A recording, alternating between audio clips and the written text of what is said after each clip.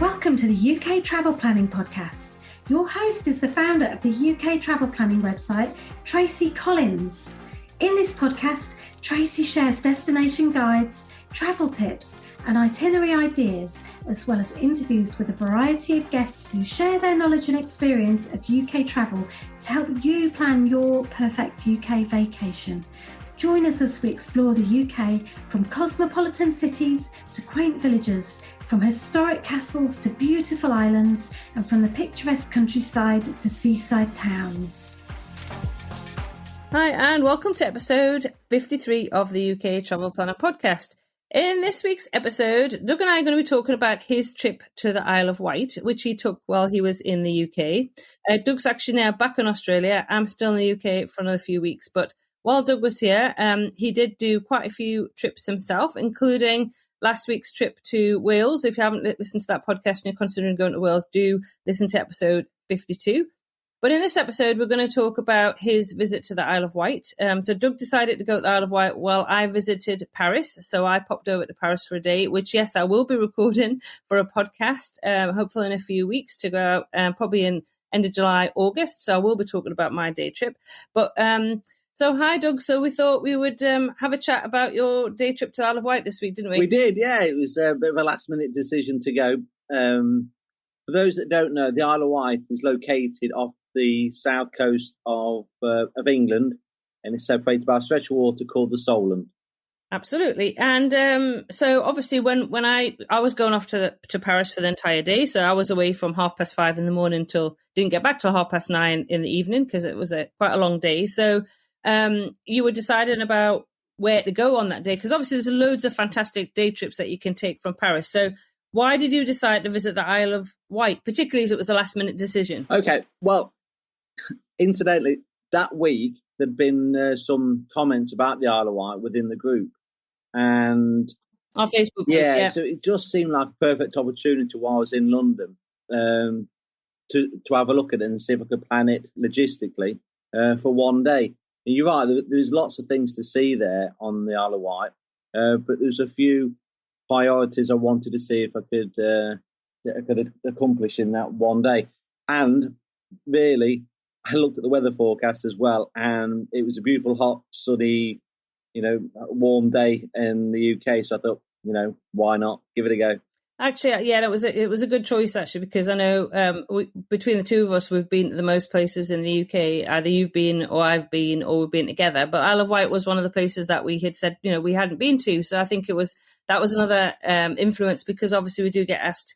We've been asked quite a lot, actually, this year about the Isle of Wight. So it certainly seems to become a more popular destination, that's for sure. And obviously it was a lovely hot summer's day. Yeah. So where else? What more perfect could you have than a day trip to a beautiful island? That's right. And also, as you well know, we get asked quite often for different alternatives and choices for days out from London. And the Isle of Wight seemed to tick all those boxes because there's something for the whole family to do there. Yeah. So do you want to talk us through about how you went about planning your day? Okay. So I try not to make this too lengthy. But first of all, I looked at all the popular locations on the island.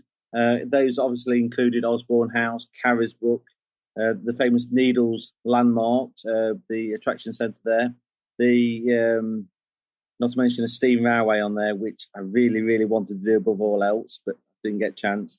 But there's birds of prey there, donkey sanctuaries. There's not to mention beautiful coastal footpaths and walks within the island.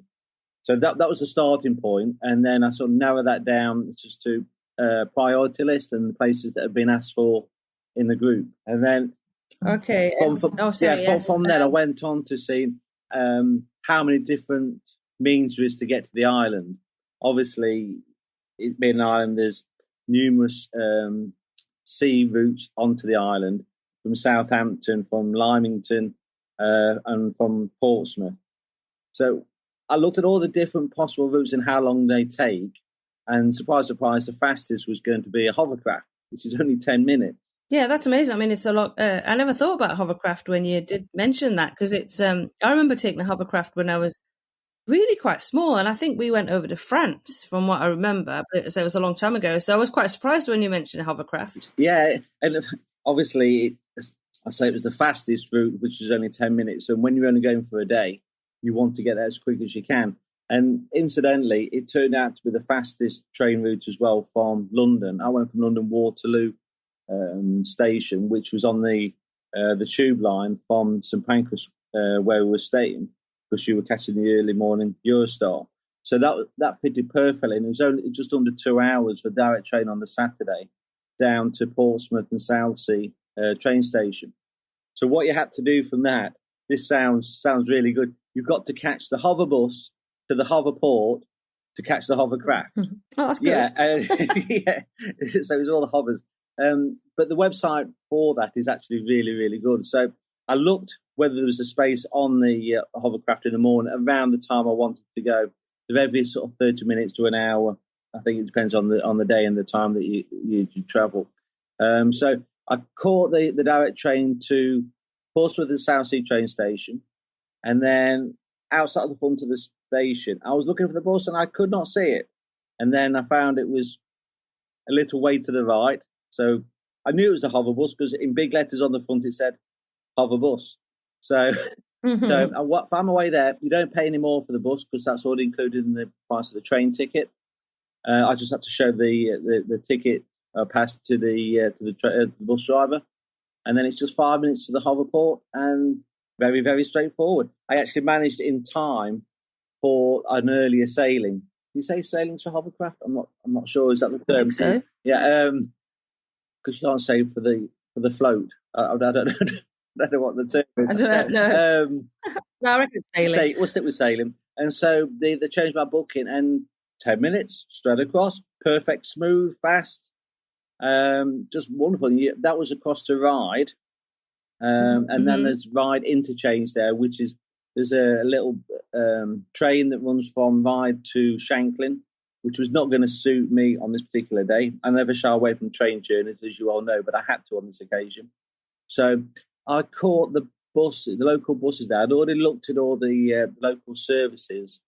Yeah, I just want to ask, just before we kind of move away from the hovercraft thing. So obviously, you do get seasick, which we talked about before when we come. So, so that was obviously important that you had checked to make sure. I mean, the weather was good and it was smooth. Yeah. So how did you find the sail? And were you okay on that? Yeah, to be honest with you, it was more adrenaline and excitement. I became a little boy again, and something I've not been on before, and it was. That's no more than 10 minutes. It really is so fast. It was so smooth. I thought there might be a lot of vibration, but no, it was just. So I remember it being quite noisy. Was it noisy? Ish, I suppose. Yeah. And was it busy? It was. I would say that one was probably about half full. The one coming back was more full, and that was obviously in the afternoon, late afternoon. But it's just wonderful. I took a couple of videos I posted there as well, which you can share again. It's just wonderful. It's just really, really exciting. There's lots of children on there, and they were very excited, as were the fathers, less so than the mothers. Yeah. But it was wonderful. So back to the buses. The buses are run by a company called Southern Vectis, and that's the local bus service. And their website was excellent, really was. I wanted to find out whether it's going to be cheaper to buy single tickets, return tickets, day tickets, etc. And I went back to what some of the information I found out actually in North Wales when I saw some of the bus drivers there, who were actually very, very helpful, to be truthful. And they said to me, the best thing for bus tickets is to ask the drivers. They know what's best. You know, that's where you go in and when you're travelling, that sort of thing. Yeah. And they are the best people to ask for which is the most suitable ticket. Now, around the time I was there, it happened to be the Isle of Wight festival, which is a music festival. And so I'm not sure if it was just a temporary thing or an ongoing thing. Each single journey was only £2. So for the first place I was visiting, which I'll come to later, it was one single bus. So I bought a single ticket on the advice of the bus driver. But from there, I went to another location. I wasn't going back to Ryde. So he said you need to buy an ongoing ticket, a forwarding ticket. So I was catching two buses. So and that worked out even cheaper. Instead of £4, it was £3.80 or £90. So talked to the bus drivers. that works very, very well. Okay, so that was the buses. But what I had to do, so we've got the train, we've got the hovercraft, hoverbus, hoverport. So what I did then, we've got the buses all sorted. But what I did pick up, and the driver gave me, was a copy of the bus timetable, so I could plan my route out, exactly how long it was going to take each journey and how long I could spend at each location, because it's very important. I did a lot of walking and looking at my watch as well. I needed to know where the bus stops my ongoing journeys were. So when the bus was dropping me off, I said to the driver each time, where do I catch the return bus from? Because it's not always just across the road. So it sounds like, obviously, I know you only planned it the night before, but it sounds like you had to do quite a lot of planning. Yeah, I did a lot of planning, with a bit of flexibility as well. If I missed that bus, how soon's the next one after it, that type of thing. Because also I've got to get back to to Ryde interchange later on in the afternoon to catch the return sailing of the hovercraft. Yeah, and I mean, I guess, and also you didn't want to just spend the entire day sitting on buses travelling around the Isle of Wight. No, and that was another major consideration. Each journey, I think the maximum was about 30 minutes. And I did find out, particularly later on in the day, there's some faster buses and slower buses that literally go around the houses. So, you have to sort of gauge which one you're going to catch. So that was the logistics part of it. What I decided to do was to visit the main two attractions that I could see that were most represented. Yeah, I was going to ask, what attractions you settled on, and then, how did you decide which ones you're going to visit, I guess, and then did you manage to visit them? Yeah, the main two was Osborne House and Carrisbrooke Castle. Okay, they're not particularly close together, probably about 30 minutes apart. So they were the two I considered to be the most beneficial to visit. They're both run by English Heritage, and we've got an English Heritage card through Historic Scotland, haven't we? So we've got that covered. Yes, I have. Yeah, we can put information in about English Heritage just in the show notes as well, if anybody wants to know about English Heritage. Because basically, because we were in Scotland last year, we joined Historic Scotland. And for the first year of that membership, we got half price entry to English Heritage. But because we've renewed that Historic Scotland membership for a second year, we now get free entry into English Heritage. And Cadw attractions, the equivalent in Wales. Yes, that's correct. So just give us a little bit of information about Osborne House in Carrisbrooke Castle. Yeah, no problem at all. So Osborne House is the island home of Queen Victoria and her husband, Albert. They love that house. The house was built between 1845 and 1851, and it's absolutely magnificent. And I timed this just perfect. I was the first one visiting the vast majority of the house. So the photos that I have taken, there was nobody else in them. And so that was, I took some really, really good photos, to be fair. But that's wonderful. And then Carrisbrooke Castle, a very rich history of on the island, and that's a historic fortress, which is a place where King Charles I was actually imprisoned for a year after the English Civil War. Yeah. So that was in 1647, from the 13th of November. I know that little bit history. Yeah, that's when he was imprisoned from that date. Imprisoned there. Yeah. So obviously there are other places that are of interest on the Isle of Wight, such as, the Needles. Yeah, the Needles landmark, Yeah, landmark, yeah. Yeah, and there's birds of prey, donkey sanctuaries, monkey house, not to mention the Isle of Wight steam railway, which I didn't get to do, which disappointing. On my next visit, I'll definitely be doing that because it looked fantastic. And because of the weather, it's just magnificent. I did find out there's a village not far from Newport called Godshill, which is absolutely beautiful. It's thatched cottages and beautiful quaint tea room there. It's well worth a visit at some point. Oh, so did you go there on the day trip? No, it was literally from A to B. I had to plan my route out directly. I spent a little bit of time in Newport because you have to go to the bus station there. So I had a little walk around there, and I got a bit of lunch as well. So I even planned my lunch in. So I guess you had to keep your eye on the time. Yeah, or literally all the time, because places like Carrisbrooke. When the bus dropped me off there, I asked which is the way to the attraction. That was at the bottom of the hill. Not surprisingly, castles are generally built on the top of a hill, so the bus does not go all the way up there. So that was a good 20, 25 minutes walk to the castle, which has a fantastic museum as well.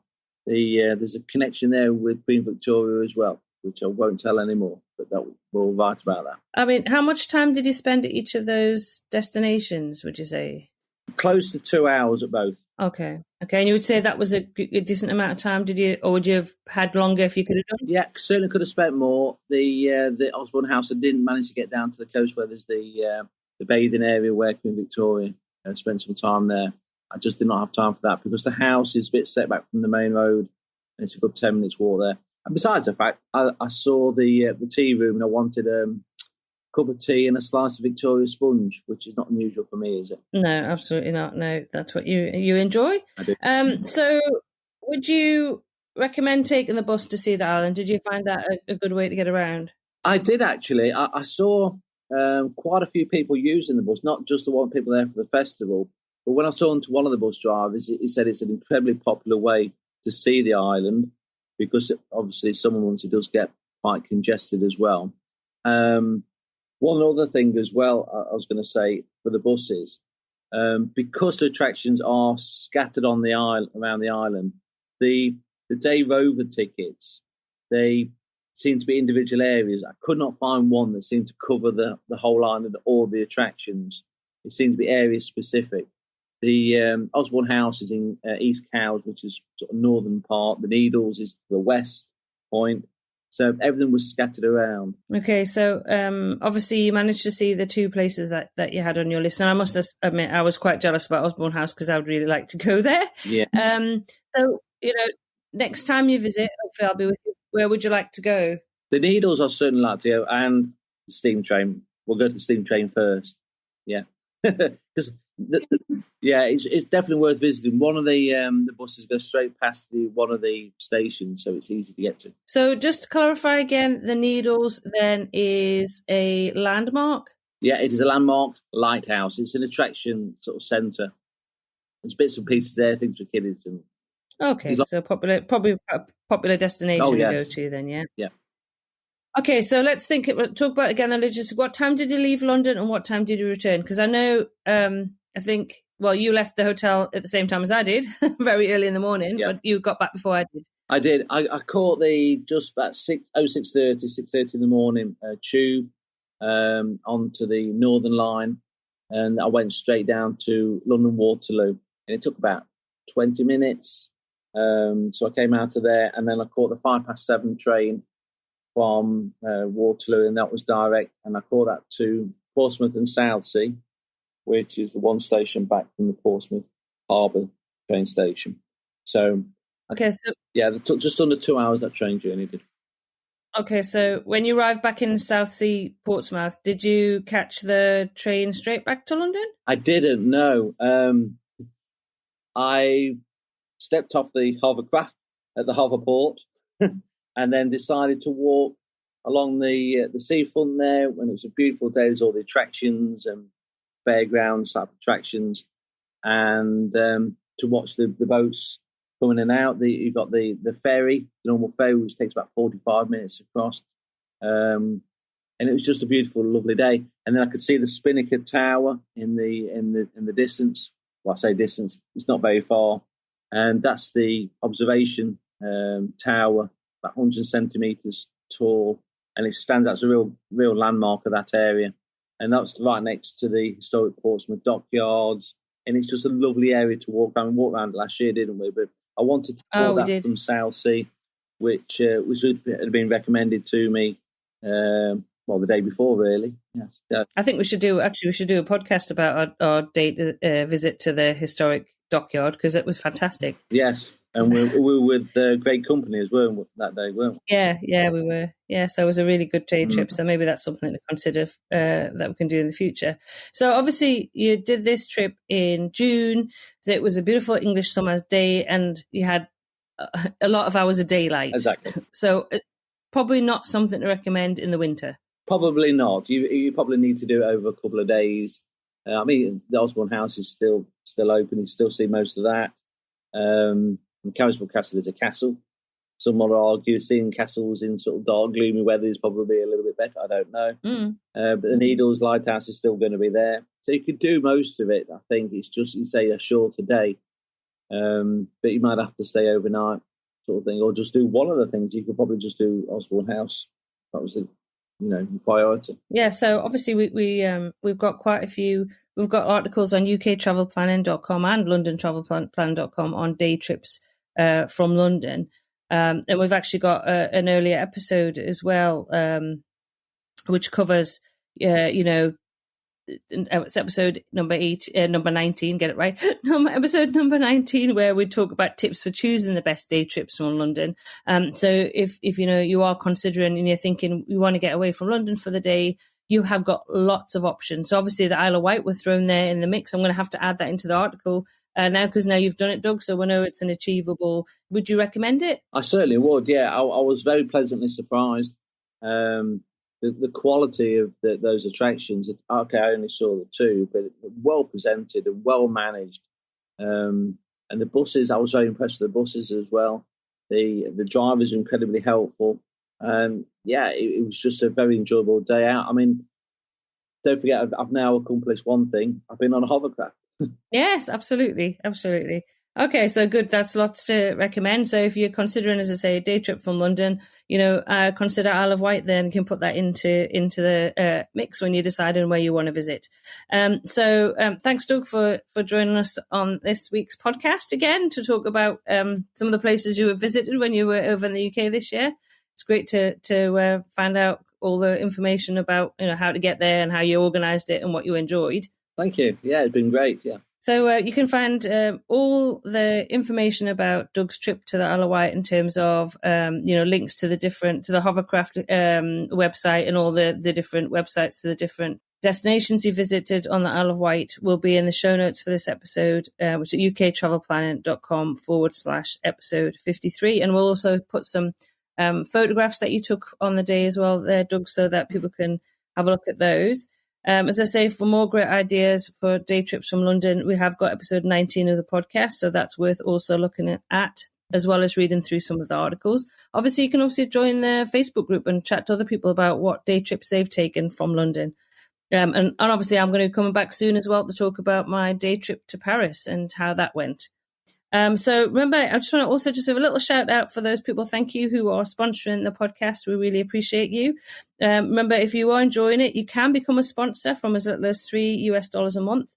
More details are included in the show notes, or you can leave us a tip via the tip your guide button at the footer of our website. And we really appreciate everybody who does that, don't we, darling? Certainly do. Yeah. Thank you very much. Yeah, we really do. So I guess that just leaves both of us to stay until next week. Happy UK travel planning. That was right in sync, wasn't it? Yeah. No, it wasn't at all. Anyway, thanks everybody. Until next week. Bye.